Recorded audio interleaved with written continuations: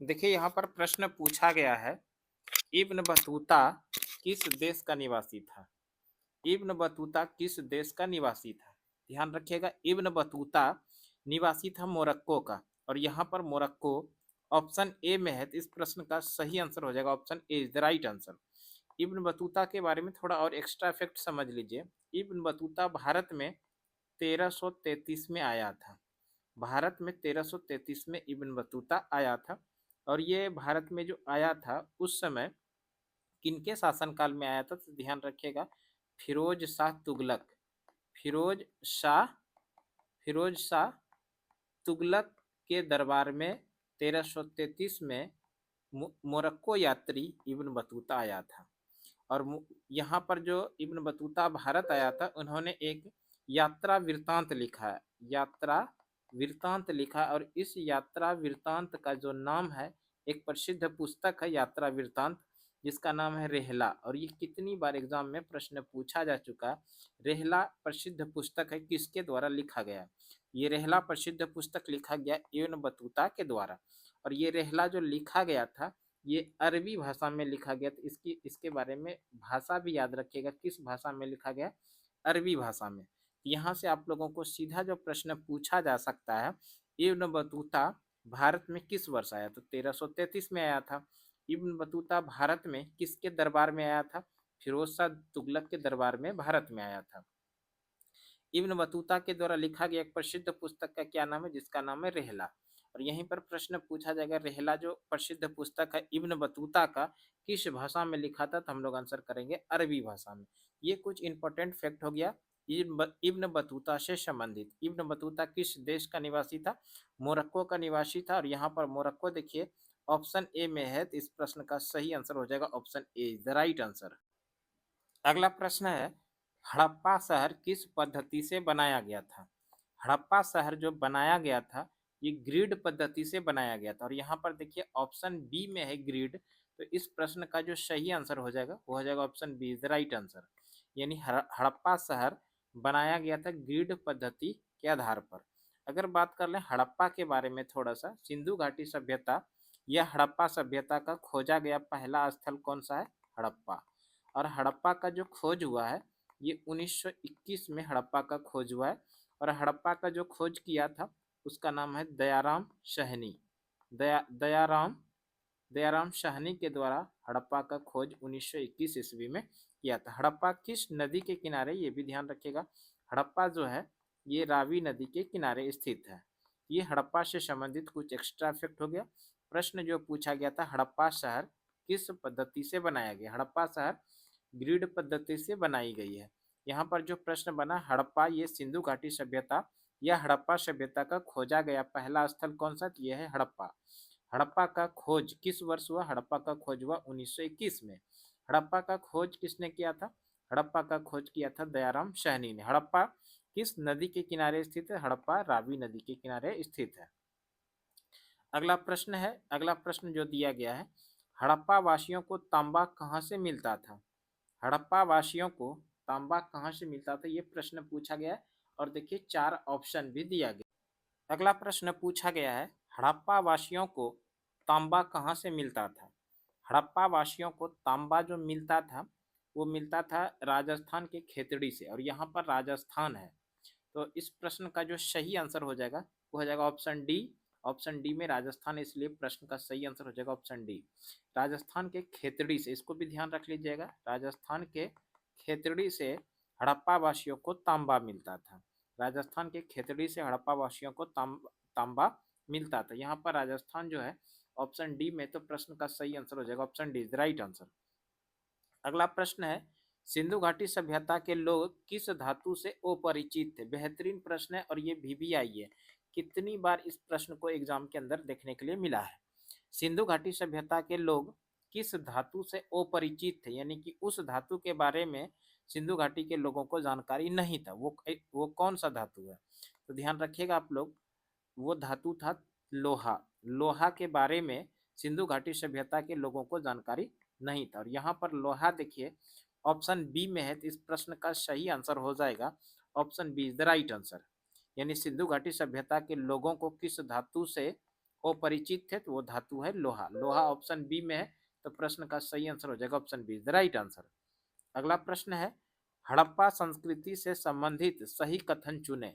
हड़प्पा हड़प्पा संस्कृति से संबंधित यहाँ पर कुछ कथन दिया है और उसका चुनाव करना। पहला कथन है, वहाँ मातृ देवी की पूजा प्रचलित थी। बिल्कुल सही है कि हड़प्पा संस्कृति से संबंधित सही कथन का चुनाव में पहला कथन है, वहाँ मातृ देवी की पूजा प्रचलित थी। ये कथन सही है, यानी कि सिंधु घाटी सभ्यता में लोग मातृ देवी की पूजा करते थे, इसलिए पूजा प्रचलित थी।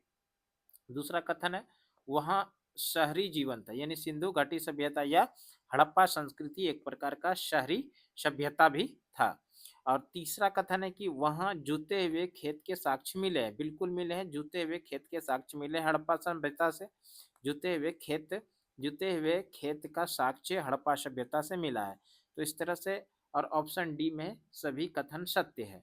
तो इसमें जो है ऑप्शन ए, जहां मातृ देवी की पूजा प्रचलित, ये भी कथन सही है। दूसरा कथन में है वहां शहरी जीवन, तो ये भी कथन सही है। तीसरा कथन में है वहां जूते हुए खेत के साक्ष्य मिला, तो ये भी कथन है सही है। तो इस प्रश्न का जो सही आंसर हो जाएगा सभी कथन सत्य है, और सभी कथन सत्य है ऑप्शन डी के अंदर है। तो इस प्रश्न का जो सही आंसर हो गया वो हो जाएगा option D, the right answer. अगला प्रश्न देखिए, अगला प्रश्न पूछा जो गया है, हड़प्पा कालीन स्थल मुंडीगाक कहाँ अवस्थित है। हड़प्पा कालीन स्थल मुंडीगाक, हड़प्पा कालीन का स्थल है जिसका नाम है मुंडीगाक, और ये मुंडीगाक कहाँ पर अवस्थित है, ध्यान रखिएगा। हड़प्पा कालीन स्थल मुंडीगाक ये जो अवस्थित है, ये अवस्थित है अफगानिस्तान में। और यहाँ पर अफगानिस्तान देखिए ऑप्शन सी के अंदर है। तो इस प्रश्न का जो सही आंसर हो जाएगा वो हो जाएगा option C, the right answer. अगला प्रश्न है, हड़प्पा सभ्यता में प्रयुक्त मोहरें किस चीज से बनी होती थी। हड़प्पा सभ्यता में जो प्रयुक्त हुआ था मोहरें, ये किस चीज की बनी होती थी, ध्यान रखिएगा आप लोग। हड़प्पा सभ्यता में प्रयुक्त मोहरें जो होती थी वो सेल खड़ी की बनी होती थी। सेल खड़ी सेल खड़ी जो है एक प्रकार का नर्म पत्थर होता था, इसको भी ध्यान रखिएगा। नर्म पत्थर जो था उसी का नाम था सेल खड़ी, और इसी सेल खड़ी से वहां पर मुहर बनाए जाते थे हड़प्पा सभ्यता में। तो इस प्रश्न में पूछा गया था, हड़प्पा सभ्यता में प्रयुक्त मोहरें किस चीज की बनी होती थी। हड़प्पा सभ्यता में मोहरें जो बनी होती थी वो सेल खड़ी का, और यहाँ पर सेल खड़ी देखिए ऑप्शन ए में है। तो प्रश्न का सही आंसर हो जाएगा option A, the right answer. अगला प्रश्न है, सिंधु घाटी सभ्यता में नहरों से सिंचाई का प्रमाण कहाँ पर मिला है। सिंधु घाटी सभ्यता में नहरों से सिंचाई का जो प्रमाण मिला है वो मिला है सुरतगही से। सुरतगही, यहाँ पर देखिए सुरतगही ऑप्शन ए में है। इस प्रश्न का सही आंसर हो जाएगा ऑप्शन ए, यानी सुरतगही इस प्रश्न का सही आंसर हो जाएगा। और ये जो सुरतगही है ये अफगानिस्तान के अंदर स्थित है। अफगानिस्तान, इसको भी ध्यान रखिएगा, ये कहाँ पर स्थित है, अफगानिस्तान। सिंधु घाटी सभ्यता में नहरों से सिंचाई का जो प्रमाण मिला है वो सुरतगही से मिला, और ये सुरतगही कहाँ पर था, अफगानिस्तान में। सुरतगही ऑप्शन ए के अंदर है, तो प्रश्न का सही आंसर हो जाएगा option A, the right answer. अगला प्रश्न है, और ये प्रश्न जो अगला प्रश्न है ये बेहतरीन प्रश्न है और कितनी बार एग्जाम में देखने के लिए मिला है। सीधा सा प्रश्न पूछा जाता है, सिंधु घाटी सभ्यता का भौगोलिक आकार कैसा था। यानी सिंधु घाटी सभ्यता का आकार पूछा गया है। सिंधु घाटी सभ्यता का जो आकार था वो था त्रिभुजाकार, और यहाँ पर देखिए त्रिभुजाकार ऑप्शन डी के अंदर है। तो इस प्रश्न का सही आंसर हो जाएगा option D, is the right answer. Sindhu घाटी सभ्यता का जो आकार है वो त्रिभुजाकार आकार है, और त्रिभुजाकार ऑप्शन डी के अंदर है। तो प्रश्न का सही आंसर हो जाएगा option D, is the right answer. इस क्वेश्चन को आप लोग वीवीआई कर लीजिए, बेहतरीन प्रश्न है और बहुत ज्यादा ये प्रश्न पूछा जाता है। सिंधु घाटी सभ्यता का भौगोलिक आकार कैसा था, ये त्रिभुजाकार आकार का था। अगला प्रश्न पूछा गया है, किस स्थल का उत्खनन दयाराम साहनी ने करवाया था। सिंधु घाटी सभ्यता का कौन सा ऐसा स्थल है जिसका खोज दयाराम साहनी ने कराया था। ध्यान रखिएगा, दयाराम साहनी ने जो खोज कराया था वो हड़प्पा का खोज कराया था। और किस वर्ष हड़प्पा का खोज हुआ था, 1921 में हड़प्पा का खोज हुआ था। और ये जो हड़प्पा है ये हड़प्पा वर्तमान समय में पाकिस्तान के अंदर, इसको भी ध्यान रखिएगा, ये वर्तमान समय में कहाँ पर है, पाकिस्तान के अंदर। हड़प्पा किस नदी के किनारे है, नदी का नाम याद रखिएगा, रावी नदी के किनारे स्थित है। किस नदी के किनारे है, रावी नदी के किनारे। और ये सिंधु घाटी सभ्यता, ये हड़प्पा सभ्यता का खोजा गया पहला स्थल है हड़प्पा। और इसके साथ साथ में हम लोगों को जो ध्यान रखना है, मोहनजोदड़ो का जो खोज हुआ है ये 1922 में हुआ है। मोहनजोदड़ो का खोज कब हुआ है? 1922 में। और मोहनजोदड़ो का खोज किया है राखल दास बनर्जी ने। राखल दास बनर्जी, इसके बारे में भी ध्यान रखिएगा। राखल दास बनर्जी के द्वारा 1922 में मोहनजोदड़ो का खोज हुआ है। और ये जो मोहनजोदड़ो है ये किस नदी के किनारे, तो आप लोग ध्यान रखिएगा, ये सिंधु नदी के किनारे स्थित है। मोहनजोदड़ो सिंधु घाटी सभ्यता का या हड़प्पा सभ्यता का सबसे बड़ा स्थल है। सिंधु घाटी सभ्यता या हड़प्पा सभ्यता का सबसे बड़ा स्थल है। और ये जो मोहनजोदड़ो ये भी वर्तमान समय में पाकिस्तान के अंदर है। यहाँ पर बेहतरीन प्रश्न बना, कई प्रश्न बना। पहला प्रश्न बना कि दयाराम साहनी ने किसका खोज करवाया था? दयाराम साहनी ने खोज किया था हड़प्पा का। हड़प्पा का खोज किस वर्ष किया दयाराम साहनी ने? 1921 में किया। हड़प्पा वर्तमान समय में कहाँ पर है? पाकिस्तान के अंदर है। हड़प्पा किस नदी के किनारे स्थित है? हड़प्पा रावी नदी के किनारे स्थित है। ये हड़प्पा से संबंधित हो गया। इसी से संबंधित जो है अब मोहनजोदड़ो, मोहनजोदड़ो जो है ये मोहनजोदड़ो का खोज हुआ है 1922 में। मोहनजोदड़ो का खोज कब हुआ है? 1922 में मोहनजोदड़ो का खोज हुआ है। और मोहनजोदड़ो का खोज 1922 में राखल दास बनर्जी के द्वारा किया गया है। और ये जो मोहनजोदड़ो है ये किस नदी के किनारे, तो ध्यान रखिएगा मोहनजोदड़ो सिंधु नदी के किनारे स्थित है।